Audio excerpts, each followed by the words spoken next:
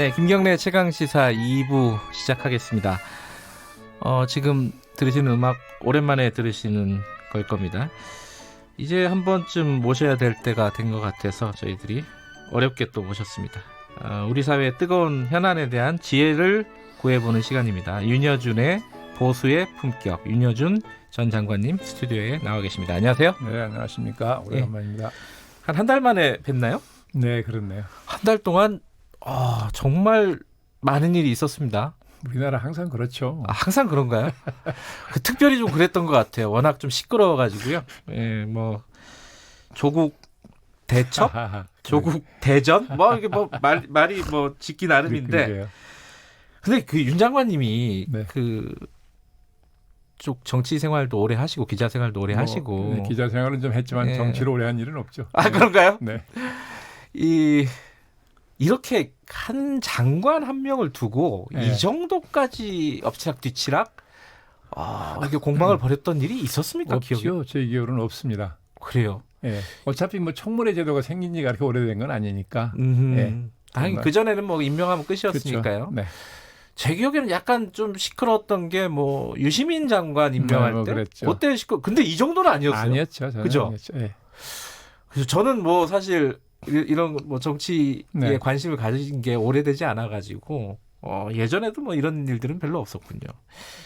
예전에 참 그 일이 있었고 김종필 총리를 임명하냐 마냐 예. DJ 정부 때 그렇죠. 그 인준이 안 돼가지고 예. 내각 구성을 한 일주일인가 대통령 취임하고 나서 네. 내각 구성을 못 해가지고 제가 그때 이제 김영삼 정부의 환경장관이었잖아요. 예. 원래 2월 25일 날 대통령 취임하면 이제 그만둬야 되는데 네. 제 기억으로 일주일인가 더 했어요. 총리 인준이 안 돼가지고 내각 구성이 안 돼서. 네. 그런 기억이 나네요. 어쨌든 그런 거와 상대적으로 비교를 해도 이렇게까지 장관 한 명을 두고 아니죠. 예. 네. 어떤 느낌이 드셨습니까? 쭉 이게 보시면서. 왜 그러냐 하면 네. 이 조국 법무장관 후보의 경우에는 그동안 이 문재인 정권이 촛불의 상징이라는 아주 크고 무거운 상징성을 씌워놨어요. 조국 후보에게다가. 네. 예? 그거 기억하세요? 그 민정에서 무슨 사건 났을 때 네. 이렇게 바꿔라 된다. 문책에서 바꿔라 그러니까 촛불의 상징이랑 못 바꾼다. 이런 얘기가 있었죠. 있었잖아요. 그러니까 그런 촛불의 상징이라는 게 얼마나 큰 그 무거운 상징입니까? 네. 정권의 상징이라는 얘기 마찬가지 그렇죠. 아니에요. 예. 네, 그러니까 이거는 어차피 처음서부터 이거는 물러설 수 없는 싸움인 거예요. 예. 네? 대통령이나 정권에게는 예. 어차피 사활을 건 싸움일 수밖에 없는 거죠. 네. 그래서 이게 커진 거죠. 네. 그러니까 조국 후보자에 대한 상징성이 그간에 너무 컸다. 너무 컸느냐 하는 것까지 제가 얘기할 필요가 없겠지만 네. 어쨌든 크고 무거운 상징성을 씌우는 건 사실이잖아요. 이쪽은 상징성을 지키려고 하고 네. 이쪽은 어떻게 무너뜨리려고 그러니까 네. 이게 어차피 처음부터 이 싸움의 성격은 사활을 건 싸움이라는 거죠. 네. 그 사활을 건 싸움의 어떤 클라이막스라고 할까요? 가장 큰 이벤트가 사실 조국 후보자의 자체적인 기자 간담회였어요. 네. 10시간 넘게 진행이 됐던. 그거 좀 뜨문뜨문 보셨죠? 하도 오랫동안 진행이 돼가지고 안 보기도 힘들었을 텐데. 그 뉴스 시간에 예. 텔레비전 뉴스 시간에 이렇게 예. 단편적으로 보도해 주는 것만 봤습니다. 그리고 그 다음 날 어제죠. 어제 자유한국당은 반박 기자회견을 했습니다. 그죠? 네. 자, 두 개가 연달아서 벌어졌는데 큰 이벤트가 그걸 보시면서 좀 총평을 먼저 좀 해주신다면요. 아니 저는 어쨌거나 이렇게 이제 두 진영으로 갈라져 가지고 그죠? 네. 딱 진영 논리로 지금 무장을 한 양대 세력이 지금 극한 대결을 하는 그런 구도 아니에요. 네. 그렇기 때문에 이런 구도에서는 이게 딱 네 편으로 갈라서 네. 심하게 말하면 내 편은 틀려도 맞고 네. 네 편은 맞아도 틀린다. 이런 식이란 말이야. 네. 무조건적인 맹목적인 싸움이니까 이런 상황에서는 의회민주주의를 할 수가 없어요. 의회민주주의라는 거는 국민의 대표인 국회의원들이 국회에 모여서 네. 절충과 타협을 해서 국민의 의사를 만들어내는 거잖아요. 네. 근데 이렇게까지 딱 둘로 갈라가지고 사활을 건 싸움을 하면 어떻게 의회민주주의를 할 수가 있습니까? 네. 이건 진짜 저는 이거는 우선 의회민주주의의 뭐 위기라고까지 말하면 지나칠지 몰라도 네. 의회민주주의 후퇴다. 이거는 분명히 벌어지고 있는 현상 자체는 네. 저는 그렇게 보는 거죠. 그래서 어쨌거나 이 정권은 촛불 정권임을 스스로 선언했어요. 네. 그렇죠? 예. 그러면 촛불의 정신이라는 게 뭐냐? 훼손된 민주주의 가치를 회복하라. 그렇게 해서 민주주의를 더 성숙시키라는 게 촛불 정신의 요구라고 보는 것인데, 네. 예. 그런 책임을 짊어지고 등장한 정권이 출범하고 2년 반이 채 안 돼가지고 민주주의 후퇴 심각한 현상이 빚어진다. 이걸 네. 어떻게 설명할 수 있습니까? 저는 이거 정말 심각하게 봐야 된다고 생각하거든요. 내용에 들어가기 전에 지금 상황, 구도에 대해서 말씀을 해주신 건데, 근데 이제 그 여당은 여당대로 또 변명을 하지 않겠습니까? 네. 이게 여당이 책임질 일이냐? 이제 야당이 계속 인사청문회에 응하지 않았기 때문에 자유한국당이 응하지 않았기 때문에 벌어진 일 아니냐라고 항변을 할 것 같아요. 그럼 그 부분에 대해서는 어떻게 말씀을 하시겠어요? 아니 뭐 이제 여야는 항상 상대방의 책임이라고 늘 공방을 하는 거잖아요. 네. 예. 그러니까 물론 이제 저는 제가 보기에는 물론 야당이 이 전략적인 그 실수가 있었다고 봐요. 네. 어떻게든지 이 청문회를 했어야 되는데 네. 아마도 짐작컨대 이 추석이 이제 얼마 안 있으면 추석이 오잖아요. 네. 그러니까 항상 우리가 뭐 추석 민심 또는 뭐 이제 설 민심을 얘기하지 않습니까? 네. 그러니까 야당 입장에서는 어떻게든지 좀 추석에 가까운 시간까지 이 이슈를 끌고 가서 그렇죠. 추석 민심을 좀 네. 활용하겠다는 이런 계산이 있어서 그랬던 것 같은데 네. 그 계산이 안 맞은 거잖아요. 예. 그러니까 청문회 기회를 놓쳐버린 거죠. 그러니까. 그래서 근데 하여간 이 전략이 저는 처음에 증인을 90명을 뭐 만들었던 90명 넘게 뉴스를 본 일이 있어요. 신청을 했어요. 제가 그걸 보면서 저게 청문회를 하겠다는 거야, 안 하겠다는 거야 그런 생각이 들어가더라고요. 그랬다가 나중에 이제 시간이 경과한 후에는 뭐 20명인가로 줄었다가 나중에 끝까지 가족을 나와야 된다고 했다가 나중엔 가족까지 양보했잖아요. 네. 근데 그러는 사이 시기를 놓쳐버린 거죠. 그런데 그 양쪽에서 지금 공방을 하고 있습니다. 자유한국당하고 그 민주당하고 어제 이제 나경원 원내대표랑 이인영 원내대표랑 서로 뭐 JTBC에서 토론도 했지만은 서로 간에 뭐라고 하냐면은 니들이 하기 싫었던 거 아니냐. 그러니까요. 그렇게 공방을 하는 거죠. 그 보시기에 어떠세요? 누가 하기 싫었던 것 같으세요? 하기 싫은 거야. 여당이 하기 싫었겠죠. 그런 건가요? 본질적으로는? 그러면 안 하고 임명할 수 있으면 여당이 더 그게 좋다고 생각 안 했겠어요. 야당이 어떻게든지 하고 싶었겠죠. 근데 그 하고 싶은데 방법을 잘못 선택을 해가지고 기회를 놓쳐버린 거죠. 근데 이제 기회가 마지막에 몇 번이 있었습니다. 인사청문회, 그러니까 조국 후보자의 기자 간담회 직전에도 사실은 열수가 있었어요. 열수가 합의만 하면 열수가 있었는데 그거를 어쨌든 증인 채택이나 뭐 이런 부분에 대해서 계속 이견을 보이면서 못했습니다. 조금 양보하더라도 여는 게 나은 거 아니었나요? 자유한국당 입장에서는 훨씬 낫죠. 그리고 저는 처음에 그 부인과 그 조 후보의 따님을 이렇게 증인으로 하겠다고 그러지 않았어요. 전 그걸 보면서 물론 뭐 이제 단순히 뭐 조 후보의 부인과 딸이라는 이유로 신청한 건 아니고 뭐 당사자라서 이제 신청했다는 거 아니겠어요? 그렇게 하겠다는 것이긴 하나 그러나 그런 청문회에 그 장관 후보자의 부인과 딸을 증인으로 신청하겠다는 것은 저는 국민들이 저걸 좋게 받아들이지 않을 거라고 생각을 했어요. 그래서 저거는 일단 한번 주장했다가 바로 양보를 하면서 다른 걸 얻어내는 이런 식으로 하려고 하는 거란가 짐작을 했는데 그걸 끝까지 고집을 하는 걸 보고 저것은 우리나라의 전통적인 윤리관 같은 걸로 볼 때 저거는 별로 국민들이 좋아하지 않을 거다. 전 그렇게 생각을 했어요. 그럼 전략적인 좀 실책, 미스? 뭐 그런 게 있었다고 봐야죠. 결과적으로 그렇게 됐으니까요. 지금 뭐 지도부의 전략에 대한 어떤 성토가 일부 있는 것 같아요. 자유한국당 내부에서도. 뭐 그럴 수 있겠죠. 그러니까 예컨대 가장 극단적인 상황이라면은 증인이나 이런 부분들이 잘 합의가 안 된다 하더라도 조국 후보자 한 명이라도 놓고 했어야죠. 하는 게 맞는 거 그러니까 아니었나? 어차피 또 다 양보했잖아요. 나중에는 가족은 또 안 가족까지 다 해도 된다고 양보했잖아요. 했죠. 예. 타이밍을 놓쳤다 이렇게 보시는 거예요? 놓쳤죠. 완전히 놓친 거죠. 그러니까 말씀하시는 게 그러네요. 정리하면 그 자유한국당이 타이밍도 놓친 부분도 있고 실체한 부분도 있고 고집을 많이 부린 부분도 있지만은 그래도 본질적으로는 여당의 책임이다. 항상 이렇게 가는 왜냐하면 네. 국정의 책임은 여당이 지는 거니까요. 네. 집권당이니까. 여당이 무겁군요. 그게 책임이 무거운 거예요. 내용도 한번 좀 여쭤볼게요. 내용은 뭐 구체적으로 뭐 의혹을 하나하나 여쭤볼 수는 없고 네. 조국 후보자 기자간담회에서 그런 비판들이 좀 있었어요. 너무 모른다.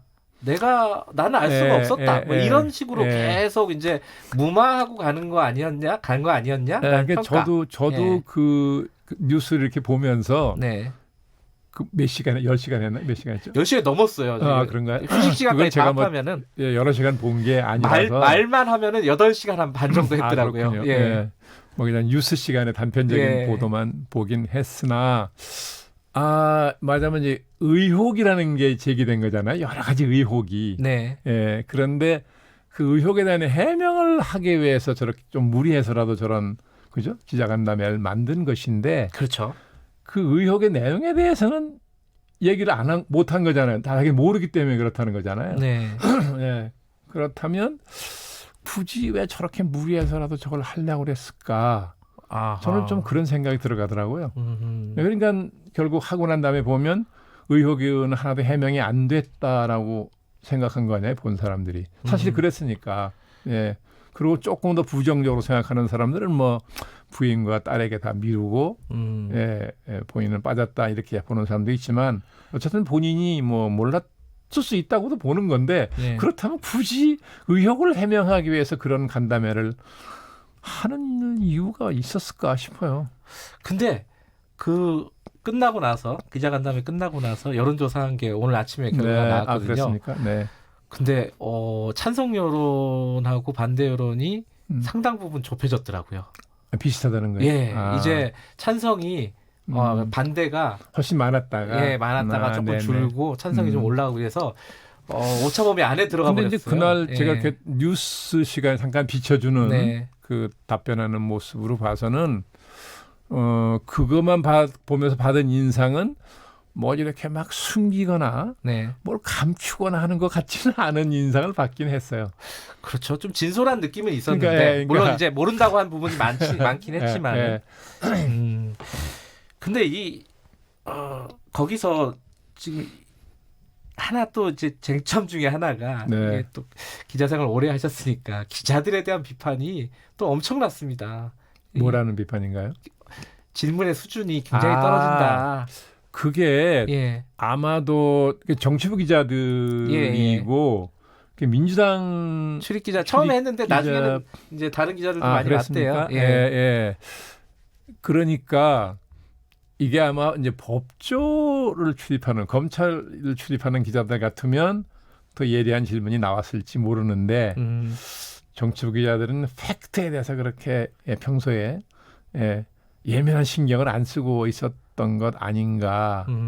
그러니까 질문이 그렇게 나왔을 수 있겠죠. 근데 이제 이 전 과정에서 이 기자 간담회라는 큰 이벤트가 있었지만은 사실 그 전에 가장 충격적인 것은 놀라운 일은 검찰이 압수수색을 갑자기 들어간 거예요. 물론 검찰 입장에서는 갑자기 들어간 건 아니겠죠. 준비를 했겠지만은 보는 사람 입장에서는 사상 초유의 일이 아닐까 싶을 정도의 전격적인 압수수색 후보자에 대한. 그거 보시고 어떤 생각이 드셨습니까? 저는 판단을 잘 못하겠더라고요. 왜냐하면 전 두 가지 중에 뭔지 참 판단하기 어렵다는 생각을 한 게 검찰이 그렇게 움직일 때는 나름대로 소위 내사라고 그러나 미리 이렇게 다 준비를 하죠. 해서 여러 가지 자료를 보니까 사실상 뭐 언론이나 야당이 제기하는 그 의혹이 사실이 아니다 했기 때문에 오히려 적극적으로 수사 의지를 보여서 나중에 뭐 조 장관 후보의 의혹을 또 극적으로 벗기는 효과를 극대화시키는 예. 반전의 효과를 극대화하는 뭐 이런 걸 노린 건가 이런 생각도 좀 들어갔다가 예. 그러기 위해서 검찰이 저렇게까지 할까? 예. 예.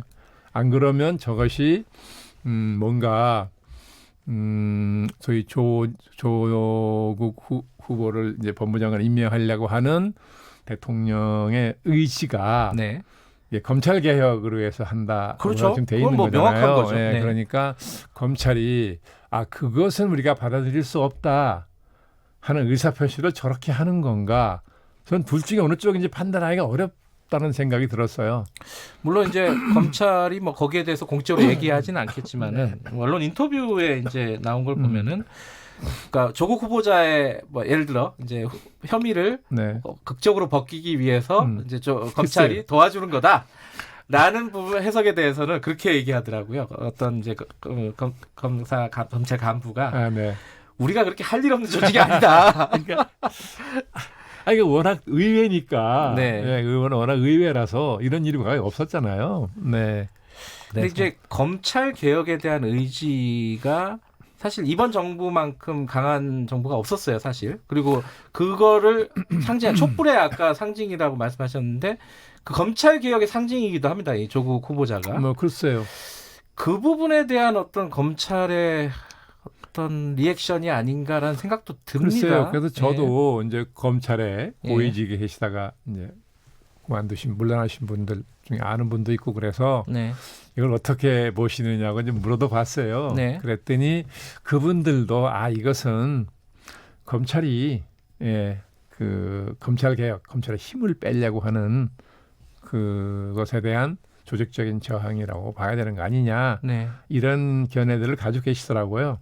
예. 그리고 저도 전에 이제 뭐 행정부에서 오래 있어봤고 그런데 보면 검찰은 그 조직 전체에 대한 어떤 외부로부터 자기들이 도전이라고 받아들이는 일이 생기잖아요. 그럴 경우에는 아주 뭐 굉장히 일사불란하게 대응을 하더라고요. 네, 그걸 보면 이거 역시 저 우리가 검찰 개혁이라고 부르는 뭐 공수처 만들고 등등 이런 것에 대한 어떤 검찰의 의사표시 아니냐 이렇게 받아들여야 되는 거 아닌가 지금은 저는 그런 생각을 하죠. 만약에 근데 그 해석이 이제 뭐 결과적으로 맞다면요. 이 지금 그 어떤 장관을 결정하는 정치적인 의사결정 과정에 검찰이 개입한 게 돼버리는 거잖아요. 그런 거죠. 이거는 있을 수 없는 일 아닙니까? 만약에 그 해석이 맞다면은. 그게 법률적으로 있을 수 없는 일은 아닐지 모르죠. 네. 너무 노골적이니까요, 이게. 물론 이제 뭐 유보를 하셨지만은 이쪽에 검찰 개혁에 대한 저항 쪽으로 조금 해석할 여지들이 많이 있다 이런 말씀이시네요. 네, 저는 뭐 처음에는 판단하기 어려웠다고 생각했는데 나중에 이제 보니까 또 검찰에 계셨던 분들 의견도 들어봐도 다 그렇게들 받아들이시는 걸 보면 그렇게 해석하는 게 맞지 않나 싶긴 해요. 그렇습니다. 지금 며칠 안 남았어요. 이제 6일까지 재송부해달라고 인사청문회 청와대에서 보냈습니다. 지금 상황에서 이제 현실적으로는 열리기가 힘들 것 같긴 한데 그렇죠. 자유한국당에서 다 양보하면 열릴 것 같아요. 뭐 이런 거 증인 이런 거 필요 없고 그냥 조국만 앉혀놓고 우리 하자. 이렇게라도 하는 게 맞겠습니까? 어떻습니까? 자유한국당에게 충고를 하신다면. 저는 이게 지금까지 오지 않았으면 뭐 증인 가지고 합의가 안 돼도 조국 후보자라도 앉혀놓고 청문회 하는 게 저는 낫다고 생각을 하죠. 근데 이게 지금 와서 죄송합니다. 지금 와서 야당이 그 조건을 받아들이기는 입장이 좀 딱하지 않겠어요? 좀 딱한 형편이다 지금. 그렇군요. 딱하군요. 알겠습니다. 그러면 좀 현실적으로 좀 어렵다 이렇게 보시는 거고. 그런데 이제 임명을 하지 않겠습니까? 조만간 하면은 그 부분이 걸려요. 수사를 받고 있는 법무부 장관. 이건 어떻게 헤쳐나갈 수 있겠습니까? 그러니까 저는 뭐 이제 조국 후보가 장관으로 되게 처음부터 임명할 생각으로 어떤 일이 있어도 임명할 생각으로 보낸 거니까 할 거라고는 보는데 그러니까 임명이 돼도 법무장관으로서의 직무를 제대로 수행하기가 어렵겠죠. 상당 기간 동안은. 어려울 것이다. 그러면 끊임없는 야당과 언론으로부터 공격을 받을 것이고 네. 그렇지 않습니까? 예, 네. 그리고 이미 도덕적인 상처도 많이 입었고 네. 권위가 많이 무너졌잖아요. 네. 예, 그런데 이 검찰이라는 저 강력하고 방대한 조직을 지휘하는 데 있어서 네.